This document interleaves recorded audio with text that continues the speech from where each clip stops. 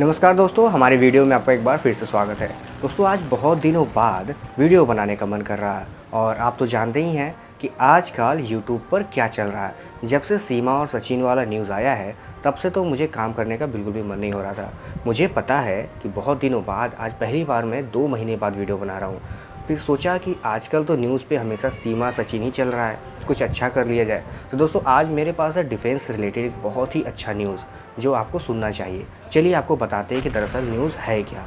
जैसा कि आप जानते हैं, यूक्रेन और रसिया में जब से युद्ध हो रहा है, यानी कि वॉर की सिचुएशन जब से जनरेट हुई है, तब से हथियारों की कमी वो यूक्रेन में भी महसूस हो रही है और रसिया में। लेकिन इसी वॉर में एक ऐसी भी कमी है जो हमें सोचनी चाहिए, क्योंकि यूक्रेन और रसिया से डायरेक्टली हमारा तो कोई लेना देना नहीं है, लेकिन फिर भी एक ऐसी वार्निंग है जो हमें इग्नोर नहीं करनी चाहिए, और वो वार्निंग है एंटी रेडिएशन मिसाइल की।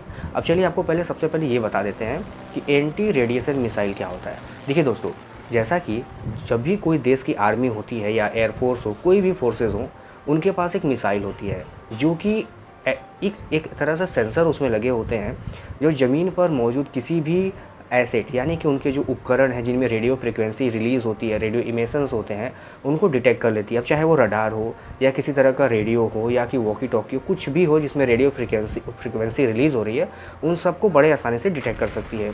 अब हो क्या रहा है रसियन और यूक्रेन बीच के युद्ध में कि रसियन आर्मी भी और यूक्रेन की आर्मी भी इस तरह की एंटी रेडिएशन मिसाइलों का यूज़ कर रही है, और ये बड़े आसानी से डिटेक्ट करके बड़े बड़े रडारों को आसानी से डिस्ट्रॉय कर देते हैं। अब भारत को इससे देखने में ये बात आ रही है कि अब तो यूक्रेन और रसिया का युद्ध कभी न कभी ख़त्म होगा, लेकिन भारत के पास भी अपना कोई ऐसा एंटी रेडिएशन मिसाइल नहीं है जो कि भारत ने खुद बनाए हों और वो अभी फंक्शनल है। हाँ, आप रुद्रम और रुद्रम 1 और 2 की बात कर सकते हैं, लेकिन अभी वो ट्रायल फेज़ में है।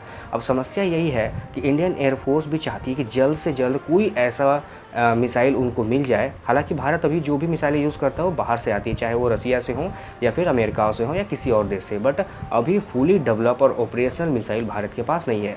उम्मीद है कि रुद्रम 1 बहुत जल्द ही ऑपरेशनल हो जाएगा और इस रुद्रम 2 भी बहुत जल्दी होगा, लेकिन फ़िलहाल के लिए तो नहीं है। अब समस्या यह है कि भारत के पड़ोसी चाइना और पाकिस्तान हमेशा इस तरह के बॉर्डर पर सिचुएशन क्रिएट करते हैं जो कि हमें टेंशन में डालते हैं। अब अलार्मिंग सिचुएशन ये है कि अगर भारत ने टाइम रहते इस तरह के मिसाइलों का डेवलपमेंट नहीं किया और उनको मास प्रोडक्शन नहीं किया और अपनी फोर्सेस को प्रोवाइड नहीं किया, तो आने वाले समय में एक सिचुएशन तो ख़राब होने वाली है कि इस तरह की एंटी रेडिएशन मिसाइल की कमी महसूस होगी।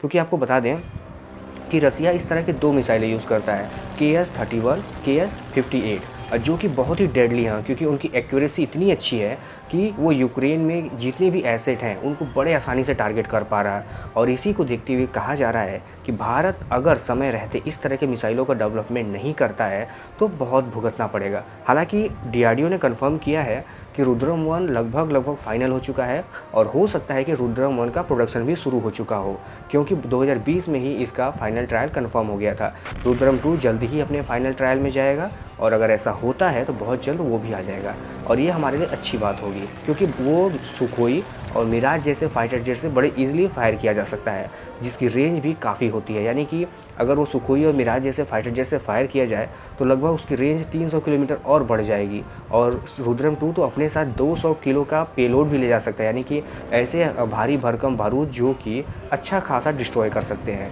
यानी आप समझ गए होंगे कि यूक्रेन को यूरोप और अमेरिका मिलकर इस तरह की मिसाइलें सप्लाई कर रही हैं, और रसिया के पास खुद का अपना है।